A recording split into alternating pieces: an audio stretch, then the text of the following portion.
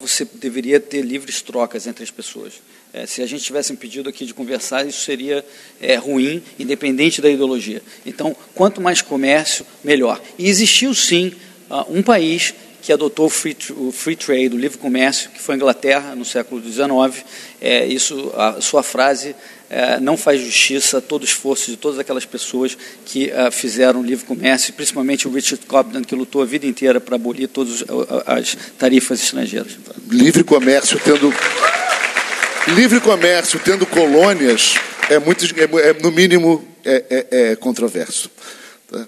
As colônias não tinham livre comércio e eram controladas pela Inglaterra.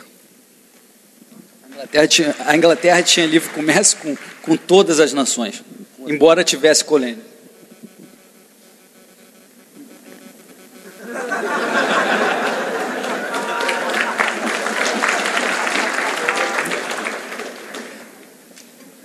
There are countries that have I can't listen to her and me at the same time. There are countries that are much closer to be having perfectly free trade. Comércio perfeitamente livre. Nada é perfeito, nem sequer eu. Mas você pode chegar muito mais perto à perfeição ao sair do caminho das pessoas, deixar que comerciem, de modo que aquelas pessoas no Chile que me amam realmente me mandam uvas. E eu até comerciaria com a Argentina se me permitissem. Mas a coisa importante é reduzir as barreiras e não se preocupar em saber se são perfeitos, porque não vai haver a perfeição, mas pelo menos que vão na direção certa. Então, muitas vezes, o perfeito é o inimigo do possível. Então, hoje fazemos o que é possível, amanhã vamos um pouco mais longe, no outro dia um pouco mais longe, e vamos na direção certa. Porque se você não for na direção certa, você garantidamente não será tão rico quanto poderia ser, e nem tão criativo, e terá muito menos inovação. E eu vou calar a boca.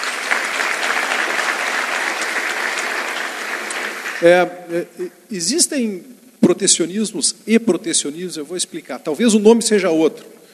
Se aponta hoje no mundo inúmeros países que têm práticas de produção eticamente incompatíveis com uma realidade aceitável. Exploração da mão de obra, desrespeito ao meio ambiente, e através desses mecanismos eles conseguem ter preços mais competitivos para os seus produtos e acabam conquistando mercados. Reagir de uma forma protecionista contra esses países é eticamente justo? Isso é protecionismo ou tem um outro nome? Para mim, continua sendo agressivismo, não só ao consumidor local, mas também àquele que está lá.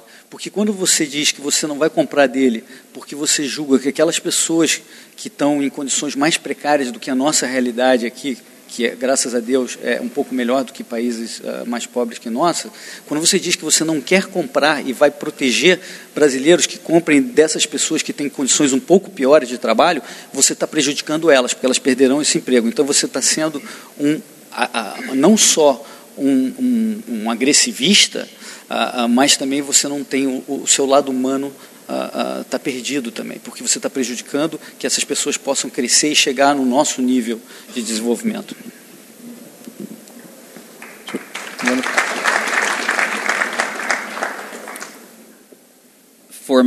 Para muitas pessoas, trabalhar em condições péssimas, sweatshop, eu não sei se dá para traduzir, mas só em condições péssimas e trabalho forçado. E ser uma criança que trabalha numa condição dessas, para muitas, há outras alternativas a única outra alternativa para elas é prostituição ou morrer de fome, e então é um passo para cima. E note o que acontece quando as pessoas começam a progredir, trazem junto o resto da família, e à medida que o resto da família os acompanha, eles começam a chegar num ponto em que não precisam mais trabalhar nessas condições e têm que receber um pagamento melhor, porque tem outras oportunidades. Assim que dizemos que não vamos comprar de vocês, porque vocês estão usando mão de obra infantil, e a gente diz, essas crianças devem ser prostitutas.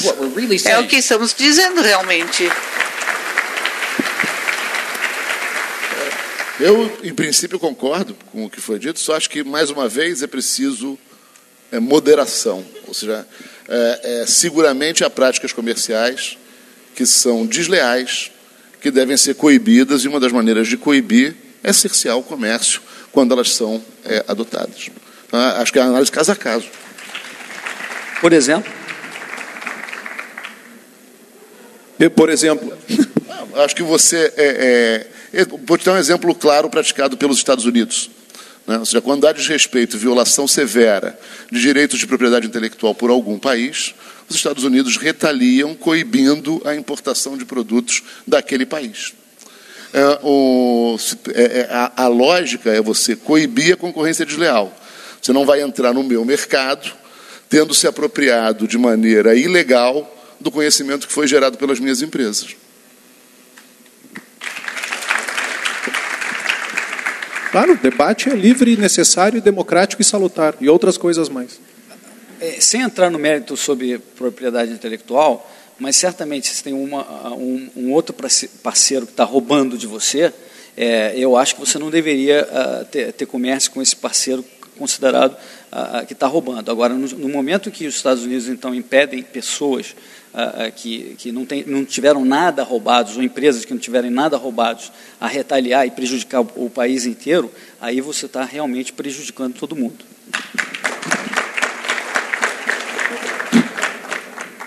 Ok. Próxima pergunta. Gabriela, da SPM Sul, pergunta: se fala muito em proteger a indústria nascente. Pode-se considerar nascente a indústria automobilística brasileira, que já tem mais de 50 anos? Por que continuar a protegê-la?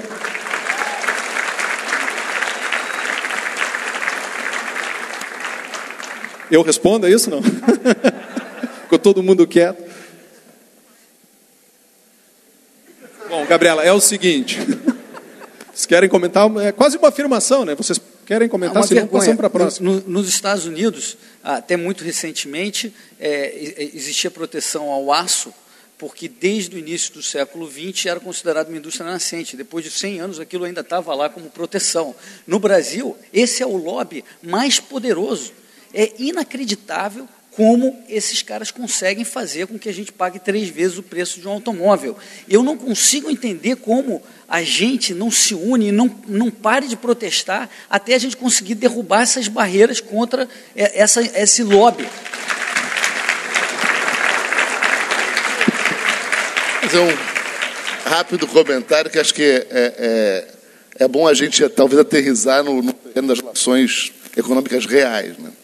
Assim, a ineficiência numa economia em desenvolvimento é sistêmica. Você tem parte da ineficiência que se atribui à incompetência, à desqualificação de cada ator. Tem parte da ineficiência que é sistêmica, por isso que um país está em desenvolvimento e o outro está mais desenvolvido.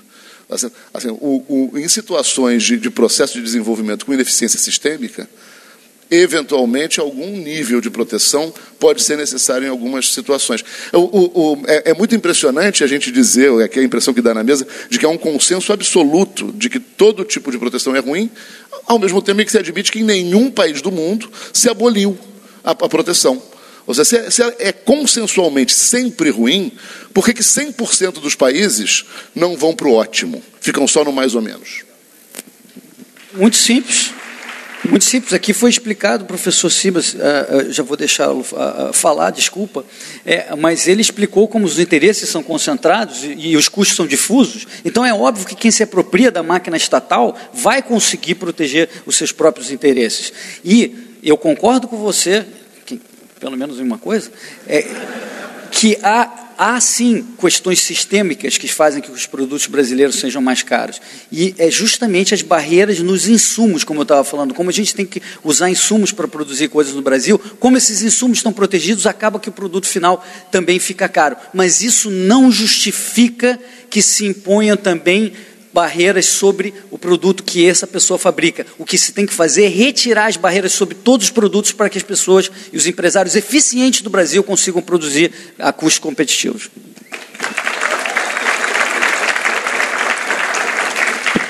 Só um pouquinho de história recente, né?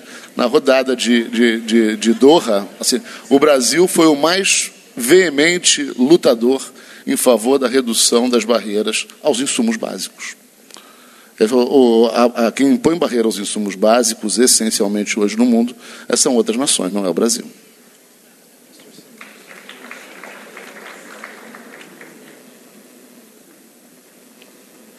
What he said.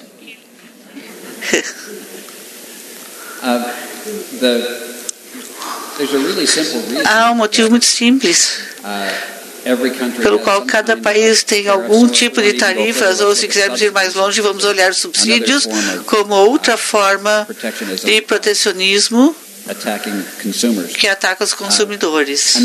E isso é devido à política. São grupos pequenos e bem organizados, quase sempre podem explorar grupos grandes e bem organizados. Aqueles pequenos grupos bem organizados vão se organizar, vão controlar o governo em toda parte. Em toda parte.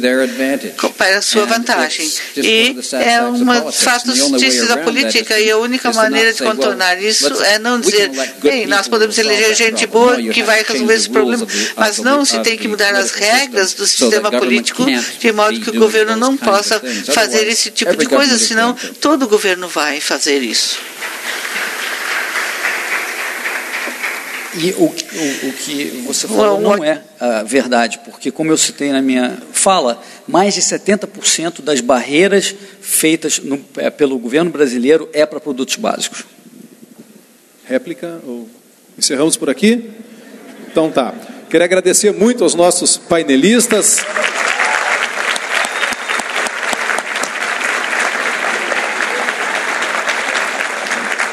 Esse é o espírito democrático do Fórum, discussão de ideias, troca de ideias. E apenas 2 avisos rápidos. A direção do evento pede para avisar que a Ionia